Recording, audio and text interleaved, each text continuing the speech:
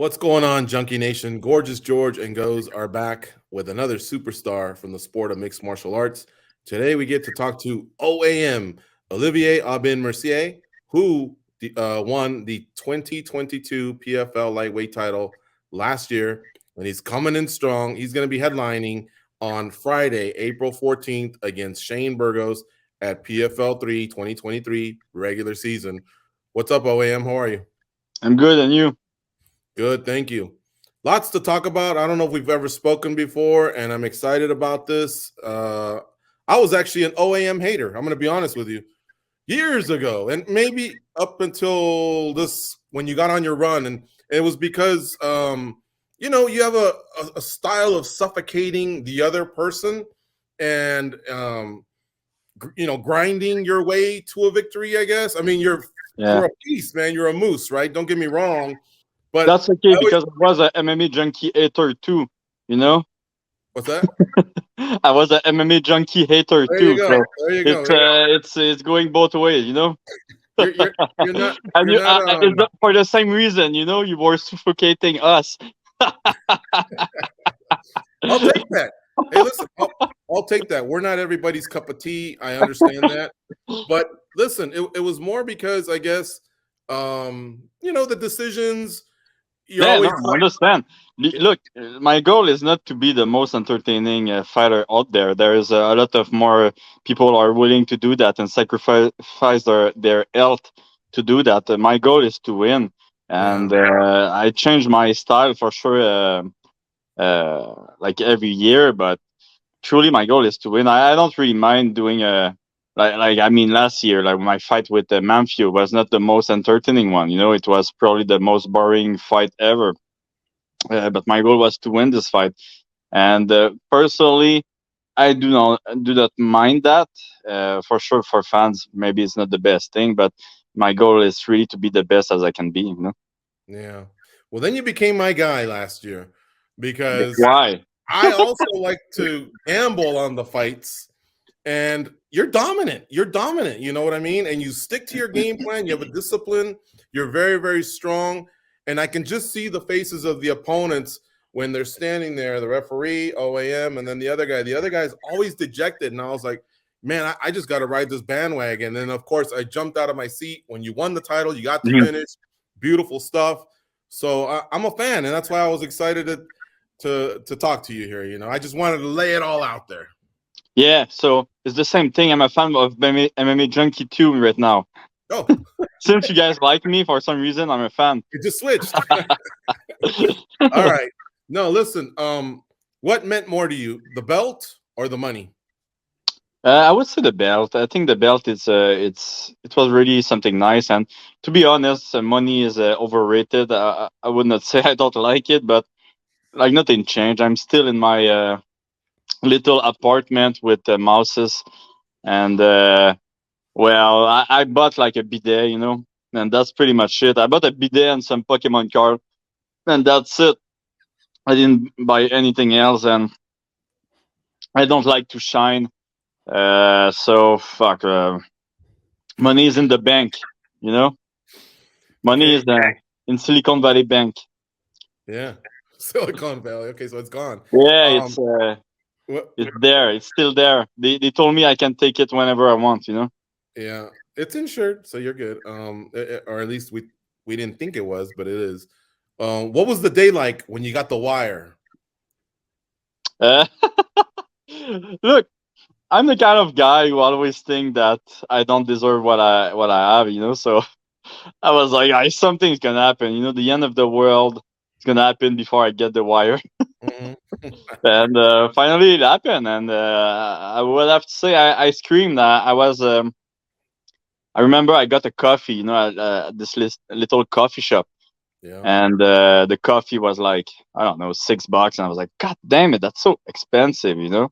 Mm-hmm. And then I got out and I look at my bank account and I got paid. I was like, yeah, there you go.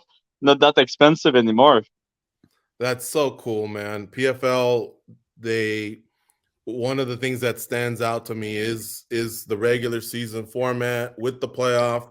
the eventual $1 million check. Kind of reminds me of the old Pride days. They would hold a big check as well.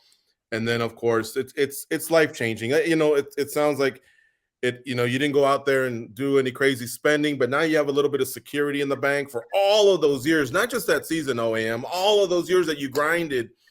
Maybe you had to borrow. I don't know your situation, but it's tough to get going, and then once you get going and get some bigger paychecks, I mean, I got to imagine that now you probably have a little bit of mental clarity, a little bit of more focus, because that's the least of your worries. And now you're going to go out there and be even more of a beast. Yeah, I think the peace of mind is really the big thing with this kind of money. Like everything is going to hell right now, so it's the peace of mind. That's the big thing. And like, I mean, I'm not the kind of guy that's gonna retire and just do nothing with my life. I mean, I'm 34 right now, so I'm probably gonna do something else after that. But still, I can do anything I want. I can be like a barista. I can be uh, anything I want, even though it's not the biggest pay, because I got this money behind me, and I think that's a big thing. I would like to buy maybe something to live in, like a little apartment or condo this year. Um, but yeah, it's peace of mind. I think that's the great that's the great thing with that. You don't have to stress about anything else, and then having fun doing what you love, which is MMA. Maybe you should buy a coffee shop. That you've mentioned it a few times. I'm pretty sure it's lucrative, and you can maybe cut the price in half, the $3 Joe instead of $6, and start attracting people, with an OAM little twist to it. Maybe, but no, I don't think so. I think I'm gonna let the professional do that. Like, I don't think the people are gonna be willing to come in a MMA fighters coffee shop. Like, I worked there. I worked in a coffee shop when I was younger, and I was actually able to do like the rosetta, the little flower in the coffee. Yeah. Um, but no, professional is gonna. You need professional to do that. I'm not. Well, you're just the owner. I'm just saying you'd be the owner. The Chael Sonnen's got a pizza place, I think. Yeah, Um, is it good? Is that Johnny Hendricks used to own a steakhouse. So you get out there, opening weekend, and you make a couple coffees. But for the most part, it's your name is the attraction, and then you hire a staff. Yeah. Okay. Good point. Okay. All right, Goes. What do you have for OAM? They're long hours, though. I hear it's a grind, so I don't know if you want to get into that. It's early. That's really early. That's the thing. Yeah, that's true. So I'll never respect myself if I don't ask you this question. I would never have imagined you bought a bidet and Pokemon cards, but what I'm dying to know is which one did you buy first? I bought the Pokemon card, the Charizard. But put that in a bank. The safe in a bank. I put that. I remember when I was a kid. I was like I don't know, like 10 years old, maybe. I was telling myself like I should like try to do little work on my street just to buy this magic card, the Black Lotus. And now that I see the Black Lotus is like worth $1,000,000, maybe I should have, but it was worth maybe 2,000 back there. So yeah, my goal is to when the end of the world is gonna happen, my goal is to buy a sandwich with my Charizard. Nice. All right. And so now let's talk about this coming season. Does it feel any different? Is there more pressure and trying to go back to back? Do you feel more relaxed? What does it feel like this year? Yeah, I would say I'm more relaxed. Maybe a little bit too much. I had something to prove last year, and I would have think that I had something to prove this year too after everything, but I don't actually. Maybe I'm just tired, but I don't. Like, it took me some time to decide if I was going to do the 2023 season because mentally I was tired and physically I was tired. I decided to do it, so I'm gonna do it. But I won't put any pressure on myself. Uh, Like I'm really happy with what I accomplished last year, but it was a lot of pressure, and I didn't really like it. So this year is going to be more fun. I will try to have more fun. What would you say was the biggest lesson you learned about yourself? Yeah, I didn't really learn anything about myself. You know, I learned a lot about the PFL season though. Like you cannot go 100% every fight, every training camp. You have to be smart. And I think that's a mistake that a lot of fighters are doing, and that's a mistake I did last year. Uh, we think we have to grind, but truly you have to stay healthy during the season. So OAM, last year you went through two former champions, a veteran from the UFC like yourself in Stevie Ray. Alex Martinez, I believe, might have been a finalist in one of the seasons. I mean, you really went through some hard competition. Out of those four, which one maybe worried you the most before the I fight? would say Nathan Schultz. Nathan Schultz, I really find he's a really good athlete. He's a good fighter. So I would say Nathan Schultz is probably the guy to watch this season. Mm-hmm. And as the season was unfolding, did you ever compare it to your time at UFC? Was the challenge as was it just as challenging those fights as the ones in the UFC? It was a little bit harder because you have to fight a lot. In UFC, you fight, you have some break, and then you fight again. You can say no to some fight. You can get hurt. In PFL, even though you're hurt, they don't give a crap. You have to fight anyway. So I would say it's physically it was a little bit harder. Actually, it was a lot harder, and the competition for me was really good too. I really think I had good competition. Um, I mean, I fought Stevie Ray at the end of the tournament. Yeah. He was in the UFC. Maybe he was not a top 15 though. But I like my fight with Nathan Schultz was as hard as any fight in the UFC. Mm-hmm. All right, goes your back. Go ahead. Yes, sir. Remember, so you know how things turn. Now you like MMA Junkie. Check this out. Yeah, I You really wanna like love it. us more. What's this right Oh here? yeah, you have Chameleon. Yes. Don't you love us even more now? Yeah, I do love you more. Mm. Is Thank that you, though. yours? Is that what are you sleeping with it or? We're here in Las Vegas, so they have all them games where if you play something that you win. So Oh shit. when I went through my Pokemon phase, I had to get this one.